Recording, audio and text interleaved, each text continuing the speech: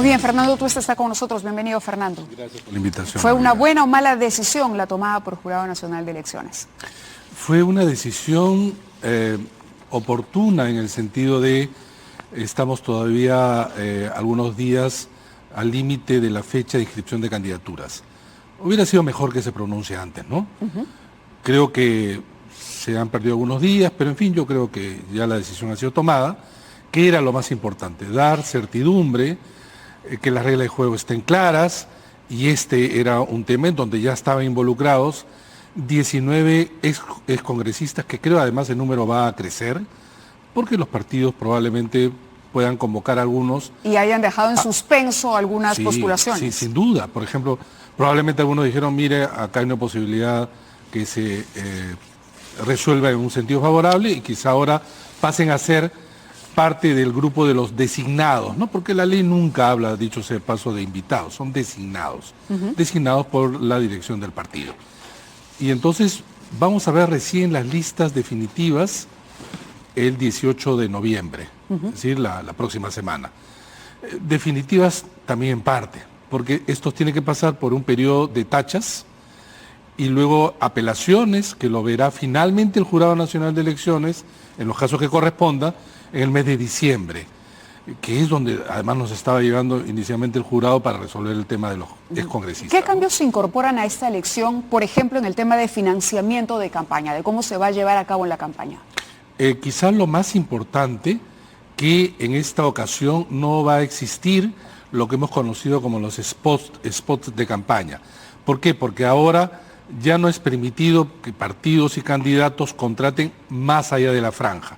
La franja electoral va a operar para todos los partidos en competencia, pero ya nada al margen de la franja. Y esto es muy importante, porque digamos, la compra de spots ocasionaba más o menos un incremento significativo de los gastos de campaña. En otras palabras también, esto va a reducir en el 75% los gastos de campaña. ¿Esto qué va a ocasionar? Que la campaña electoral, lo vamos a ver recién en enero, va a ser una campaña, digamos, territorial.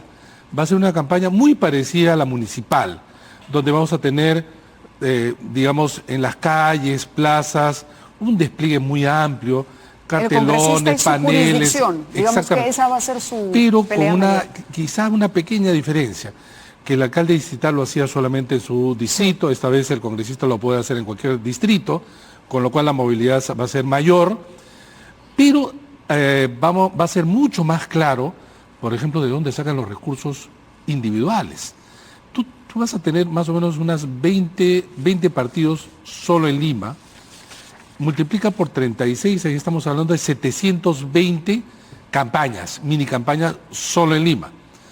Entonces lo que siempre hemos criticado, y felizmente va a ser la última vez, que va a haber el voto preferencial que desata esta dinámica de campaña, ¿no? Eso te iba a preguntar, el voto preferencial ha sido distorsionador en algunos casos. Sin duda. ¿Correcto? Ese era un análisis que hacía alguien, no recuerdo bien, pero me parece que participabas en el hilo de la discusión en Twitter, con lo que pasó, por ejemplo, con Kenji Fujimori y el factor arrastre que tuvo. ¿Cómo funciona esa dinámica ahora?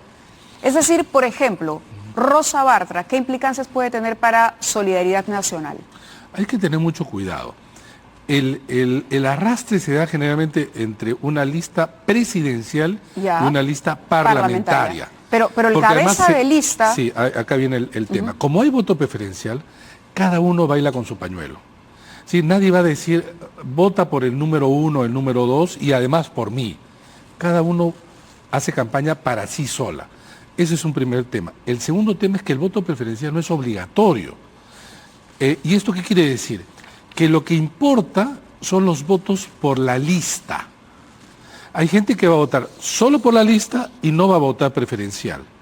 Recién cuando se hace el cálculo, tú vas a saber si esa lista, para empezar, supera la valla. Si y para que supere la valla necesita, en este caso, 5%, para precisarlo y recordarlo... 5% o sea, es disyuntivo, haber logrado 6 escaños en más de una circunscripción. Por ejemplo, no sé, 5 en Lima y 1 en el Callao, o 3, 2, 1, así podría ser, pero en más de una, no puede ser concentradas, digamos, en una sola circunscripción. Pero bien, primero tienes que superar la valla. Una vez que superes la valla, la cantidad de votos que tiene ese partido le darán la posibilidad de decir, bueno, tú has conquistado 5 escaños. Recién allí se ordena de mayor a menor quienes ingresan por voto preferencial. Por voto preferencial. ¿Y a qué voy este ejemplo? Porque en el extremo, como no es obligatorio, podría, cosa que no va a ocurrir, pero digamos en el extremo, para que sea más fácil el ejemplo, podría ser que nadie vote por voto preferencial de ningún candidato de ese partido. Pero el partido coloca 5 escaños. ¿Quiénes entrarían? Los 5 seguidos de la lista, en ese orden.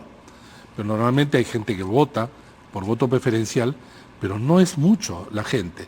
Entonces, no es que tú tienes que atiborrar... ¿En general no es mucho el voto preferencial?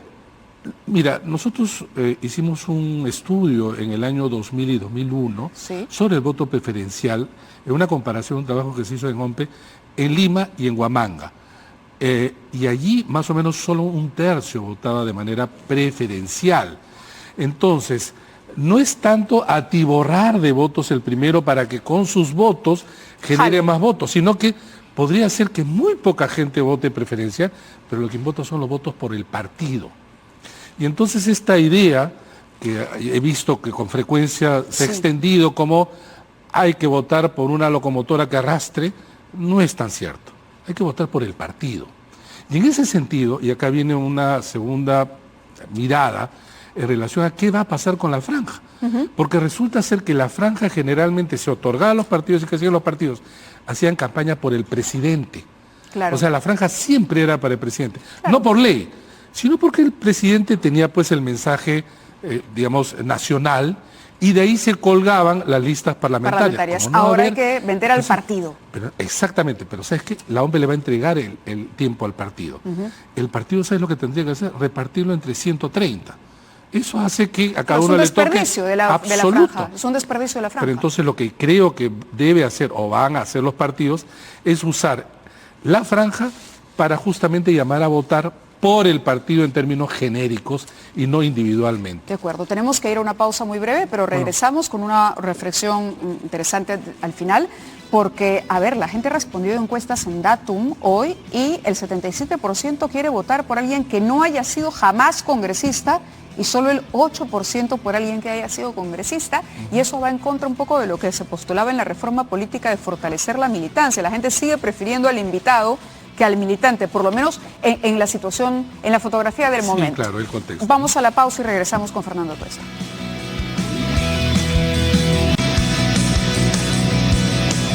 Minutos finales de 2019, aprovechamos para exprimir a Fernando Tuesta con estas cifras publicadas por la empresa Datum. Para el próximo Congreso, ¿prefiere un candidato que haya sido congresista o no? 77% dice yo voto por uno que no haya sido congresista. Solo el 8% dice, bueno, que haya sido congresista. ¿Eso quiere decir que quienes llevan más excongresistas van a perder? No. Mira, ¿cuántos se van a presentar? 18, digamos. Ya, 18 de 130 ya tienes ese porcentaje. Entonces, ese es un primer tema. En realidad es reducido el número. Ahora bien, no le va a hacer daño las listas incorporar a los congresistas disueltos. Si yo soy un congresista que mucha gente me rechaza, el 90%, que el 5% me apoye, es suficiente. No necesito aplastantes proporciones en términos de votos. Necesito que el partido saque escaños y que yo dentro del partido logre tener más que el resto. Ese es lo único. ¿Y quiénes tienen esa posibilidad? Los antiguos, los conocidos, que tienen además sus pequeños núcleos duros. Claro. Porque uno puede decir, mire, a que en esta encuesta la gran mayoría rechaza a fulano, mengano, perencejo. Pero los conoce. Pero los conoce. Pero además, suficiente que sea un porcentaje pequeño. Porque en ese partido donde está postulando, de repente, es el que tiene mayores votos. Entonces, lo que vamos a tener además es que si es que, por ejemplo, como parece que es una seguridad, Fuerza Popular va a tener bancada parlamentaria. ¿Cuánto proyectas? ¿Quién es el número 1 de Lima? Marta Chávez. Marta Chávez va a entrar de todas maneras. Y mucha gente la puede estar en contra de ella. Mauricio Mulder, que ahora se ha despejado del tema de la reelección, número 1 en Lima, entra. Y va a entrar por 2 razones. Uno, por ser Mauricio Mulder y tiene su núcleo duro, y por ser el 1. En voto preferencial, el 1 tiene un plus, porque hay gente que vota por el 1 con independencia de quien sea. Y entonces tú comienzas a ver en los diferentes partidos y vamos a ver esas caras que vienen de atrás, que mucha gente lo rechaza, pero que también tiene sus votantes. Ahora, ¿esto va a ser la mayoría? No va a ser la mayoría. De acuerdo. Pero van a ser voces importantes, van a ser voces importantes. Que van a estar ahí. Muy bien, señor. Muchísimas gracias por haber estado Gracias con nosotros. a ti, y será una de tantas entrevistas que todavía tendremos que hacer por delante hasta que se produzcan las elecciones y por supuesto después para analizar los resultados. Muy bien. Gracias, Fernando. Gracias a ti. Nos vamos. Hasta mañana a las 9 en punto. Placer.